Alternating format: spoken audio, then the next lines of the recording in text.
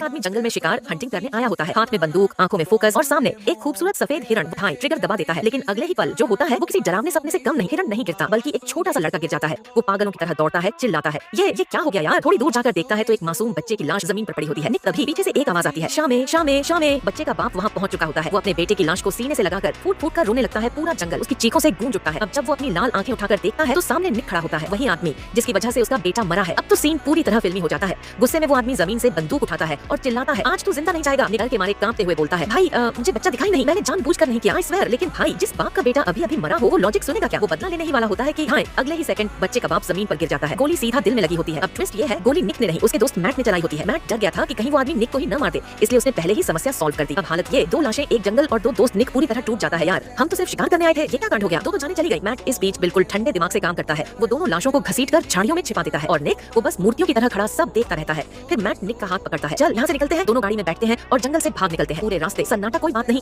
सिर्फ दिल की धड़कने। लेकिन तभी मैट अचानक गाड़ी रोक देता है। वो पीछे डिक्की खोलता है और बंदूक निकालकर फिर जंगल की तरफ जाने लगता है। निक घबरा कर पूछता है, अबे पागल हो गया है क्या, अब कहाँ जा रहा है। और तभी मैट असली सच्चाई बताता है, निक जिस बंदूक से बच्चा मरा था वो तेरी नहीं मेरी थी। अगर उस आदमी को जिंदा छोड़ देता तो पुलिस मुझे भी अंदर कर देती, इसलिए मैंने उसे भी मार दिया। और फिर वो line, and we are in the middle of fucking nowhere, मतलब और भाई हम जंगल 2023 के बीचों बीच है, यहाँ हमारा कोई कुछ नहीं बिगाड़ सकता।